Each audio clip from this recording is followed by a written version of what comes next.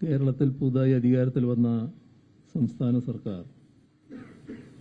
ഒരു ധനകാര്യ status report പ്രസിദ്ധീകരിക്കുകയുണ്ടായി. അതിൽ വസ്തുതാവിരുദ്ധമായ പരാമർശങ്ങളാണ് കുത്തിനിറച്ചത്. ഇത് പൊതുജനങ്ങളുടെ മുന്നിൽ തുറന്നു കാട്ടുന്നതിനു വേണ്ടി വസ്തുതകളുടെ ധവളപത്രം എന്ന ഇത്തരമൊരു പ്രസിദ്ധീകരണം തയ്യാറാക്കിയിരിക്കുകയാണ്. അതോടൊപ്പം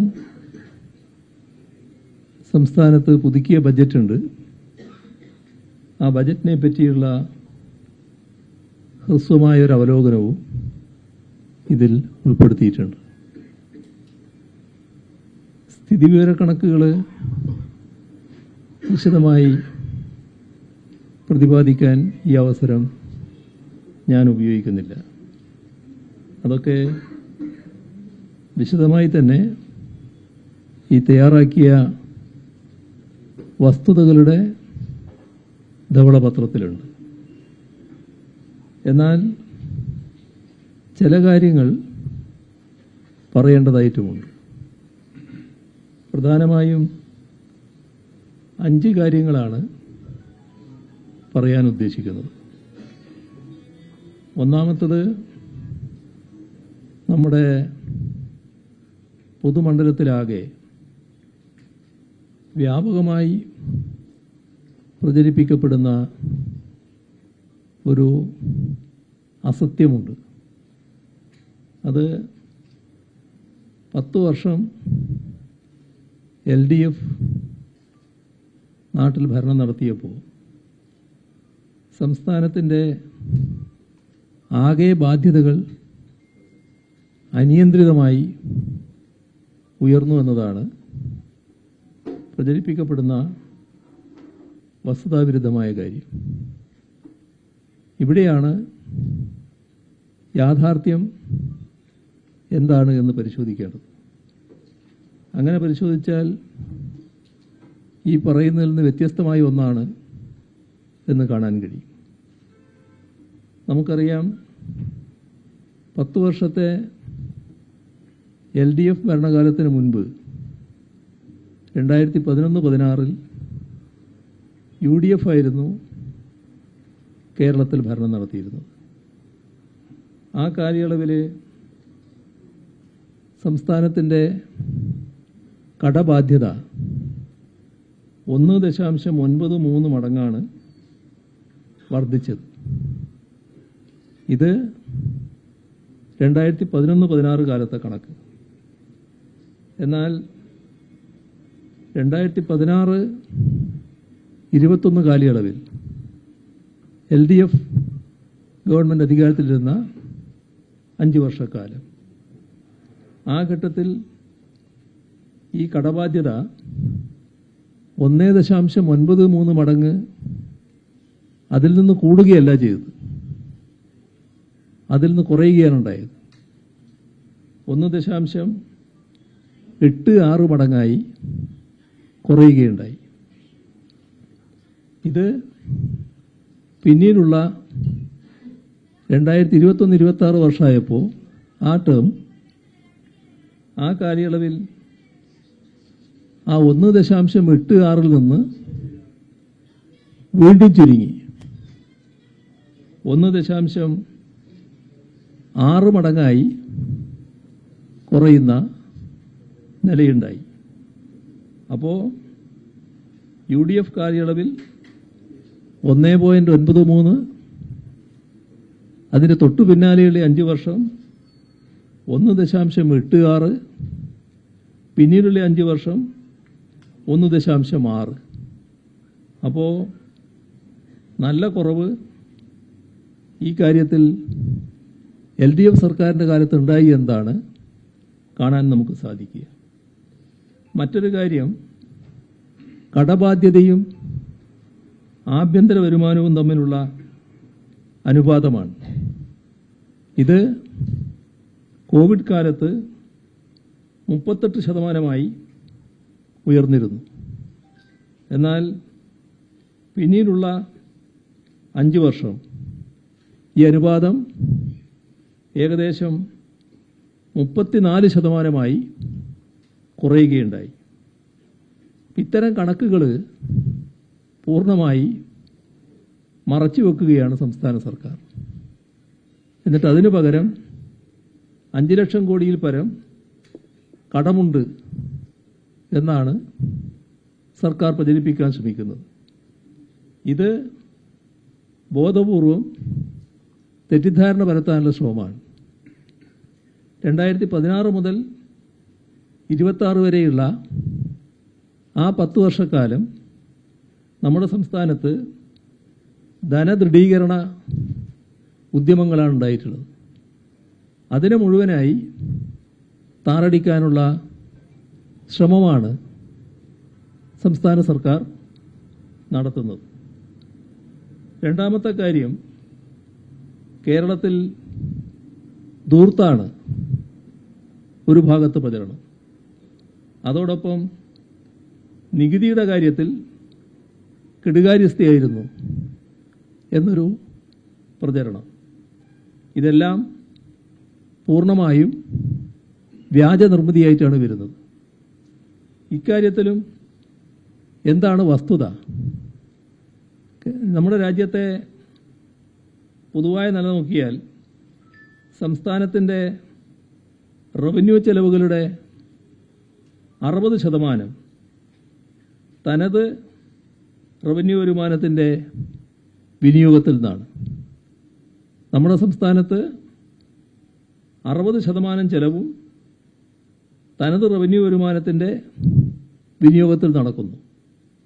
എന്നാൽ രാജ്യത്തെ ആകെ സംസ്ഥാനങ്ങളുടെ ശരാശരി 50% താഴെയാണ്. കഴിഞ്ഞ 5 വർഷ കാലയളവിൽ തനത് നികുതി വരുമാനം ഇരട്ടിയായി വർദ്ധിപ്പിക്കാൻ നമുക്ക് കഴിഞ്ഞിട്ടുണ്ട്. ഇവിടെ കാണേണ്ട ഒരു കാര്യം, GST ഘടനയിൽ വന്ന മാറ്റങ്ങൾ, അതോടൊപ്പം അഖിലേന്ത്യാ തലത്തിലുണ്ടായ ബോധപൂർവമായ പോരായ്മകൾ, ഇതൊക്കെ നമ്മുടെ സംസ്ഥാനത്തിൻ്റെ നികുതി വരുമാനത്തെ പ്രതികൂലമായി ബാധിക്കുകയുണ്ടായി. ഇതെല്ലാം കഴിഞ്ഞ സംസ്ഥാന സർക്കാരിൻ്റെ തലയിൽ കെട്ടിവെക്കാനുള്ള ബോധപൂർവമായ ശ്രമമാണ് സംസ്ഥാന സർക്കാർ നടത്തുന്നത്. മറ്റൊരു വ്യാപകമായ പ്രചരണം, അത് 1 ലക്ഷം കോടിക്ക് മുകളിൽ കുടിശ്ശിക വന്നിരിക്കുന്നു, അത് കൊടുക്കാനുള്ള ബാധ്യതയുണ്ട്. ഇത് വ്യാപകമായി പ്രചരിപ്പിച്ചിരുന്നു. പക്ഷേ പരിശോധിച്ചാൽ കാണാൻ കഴിയുക, ഇതിനെ സാധൂകരിക്കുന്ന കണക്കുകൾ അവതരിപ്പിക്കാൻ സംസ്ഥാന സർക്കാരിന് കഴിഞ്ഞിട്ടില്ല. ഇവിടെ സർക്കാർ നടപടികളുടെ ഭാഗമായി ബിൽ ഡിസ്കൗണ്ടിംഗ് ഉണ്ട്. അത്തരത്തിലുള്ള സ്വാഭാവിക പ്രക്രിയകളെപ്പോലും വളച്ചൊടിച്ച് അവതരിപ്പിക്കാനാണ് ശ്രമിച്ചത്. എന്നിട്ട് പോലും ഇപ്പോൾ ഭരിക്കുന്നവർ പ്രതിപക്ഷത്തിരുന്നപ്പോൾ നടത്തിയ വ്യാജ പ്രചരണം പൊളിയുന്നതായിട്ടാണ് നമുക്ക് കാണാൻ കഴിയുന്നത്. നാലാമത്തെ കാര്യം, കിഫ്ബിയുടെ കടം, അത് സംസ്ഥാന സർക്കാരിൻ്റെ കടമായി വ്യാഖ്യാനിക്കുന്ന കേന്ദ്ര സർക്കാരിൻ്റെ ഭരണഘടനാ വിരുദ്ധമായ സമീപനം. ഇതിനെയാണ് LDF സർക്കാർ സുപ്രീം കോടതിയിൽ ചോദ്യം ചെയ്തത്. സുപ്രീം കോടതിയിൽ ആ കേസിൻ്റെ വാദം കേട്ട സുപ്രീം കോടതിയുടെ ബെഞ്ച് ഭരണഘടനാ ബെഞ്ചിൻ്റെ പരിഗണനയ്ക്ക് വിടാനാണ് തീരുമാനിച്ചത്. 2 അംഗ ബെഞ്ചായിരുന്നു വാദം കേട്ടത്. ഭരണഘടനാ ബെഞ്ച് വിശദമായി വാദം കേൾക്കേണ്ടതാണ് എന്ന് സുപ്രീം കോടതി വ്യക്തമാക്കുകയുണ്ടായി. ഇതെല്ലാം മറച്ചുവെക്കുകയാണ് ഈ സംസ്ഥാന സർക്കാർ ചെയ്തിട്ടുള്ളത്. മറച്ചുവെക്കുക മാത്രമല്ല, BJP നയിക്കുന്ന കേന്ദ്ര സർക്കാർ നമ്മുടെ സംസ്ഥാനത്തിനുമേൽ ഏർപ്പെടുത്തിയ ഉപരോധ സമാനമായ സാമ്പത്തിക നിയന്ത്രണങ്ങളെ ന്യായീകരിക്കാനാണ് സംസ്ഥാന സർക്കാർ ശ്രമിക്കുന്നത്. ഇത് കേരളത്തിൻ്റെ പശ്ചാത്തല സൗകര്യ വികസന ഉദ്യമങ്ങളെ പിന്നോട്ടടിപ്പിക്കുന്ന സമീപനമാണ്.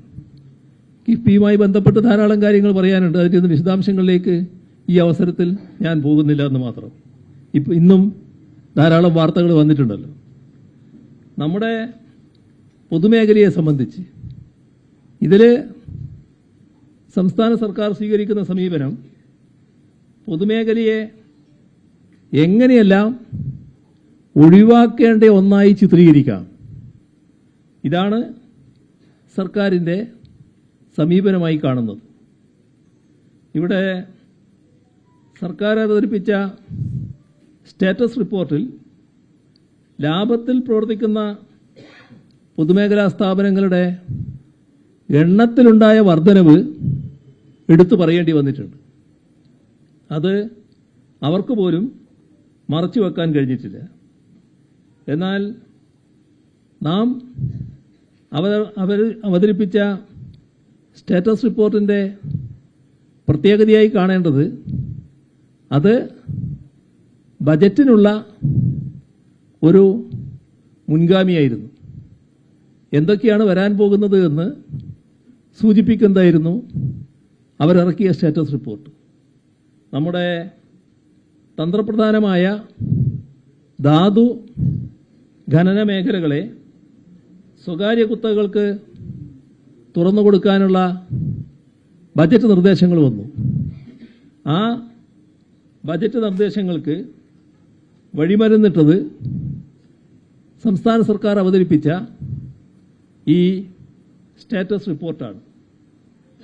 വാഗ്ദാന ലംഘനങ്ങൾക്കുള്ള മുൻകൂർ ന്യായീകരണം അത് കണ്ടെത്താനുള്ള ശ്രമമാണ് സ്റ്റാറ്റസ് റിപ്പോർട്ടിലൂടെ സംസ്ഥാന സർക്കാർ ചെയ്തിരിക്കുന്നത്.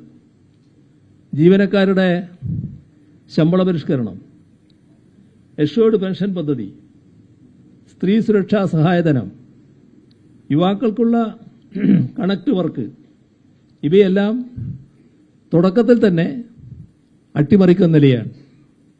അതോടൊപ്പം തന്നെ പ്രവാസികൾക്കുള്ള പെൻഷനും മുടങ്ങിയിരിക്കുകയാണ്. അപ്പോൾ വാഗ്ദാന ലംഘനങ്ങൾ ഇവിടെ മാത്രമല്ല, മറ്റു വാഗ്ദാന ലംഘനങ്ങൾ ഉണ്ടാകും എന്നതിൻ്റെ വ്യക്തമായ സൂചനയായിട്ടാണ് പ്രഖ്യാപിക്കപ്പെട്ട പരിപാടികൾ തന്നെ ഇല്ലാതാകുന്നതിനെ കാണേണ്ടത്. 25,000 കോടി രൂപയുടെ അന്തർ സംസ്ഥാന നികുതി ചോർച്ച ഉണ്ടെന്ന് പറഞ്ഞവരായിരുന്നു ഇവർ. എന്നാൽ അതിനെക്കുറിച്ച് ഒരക്ഷരം ഇപ്പോൾ മിണ്ടുന്നില്ല എന്നതാണ് വസ്തുത. ഇതെല്ലാം കാണിക്കുന്നത് വ്യാജ പ്രചരണങ്ങൾക്ക് ഒരു കാലപരിധിയുണ്ട്. പക്ഷേ അതിവർക്ക് ബാധകമല്ല. ഒന്ന് തീർന്നാൽ മറ്റൊന്ന് എന്നതാണ് UDFിൻ്റെയും അവരുടെ പാർശ്വവർത്തികളുടെയും തന്ത്രം. ഇതിനെ യഥാർത്ഥ വസ്തുതകൾ അണിനിരത്തി പ്രതിരോധിക്കുക എന്നതാണ് ആവശ്യം. അത്തരമൊരു പ്രവർത്തനത്തിൻ്റെ ഭാഗമായാണ് വസ്തുതകളുടെ ധവളപത്രം തയ്യാറാക്കിയിരിക്കുന്നത്.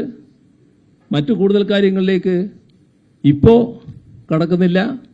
നിറഞ്ഞ സന്തോഷത്തോടെ ഈ വസ്തുതകളുടെ ധവളപത്രത്തിൻ്റെ പ്രകാശനം നിർവഹിച്ചതായി അറിയിച്ചുകൊണ്ട് അവസാനിപ്പിക്കുന്നു. നിങ്ങൾക്കെൻ്റെ സ്നേഹാഭിവാദനം.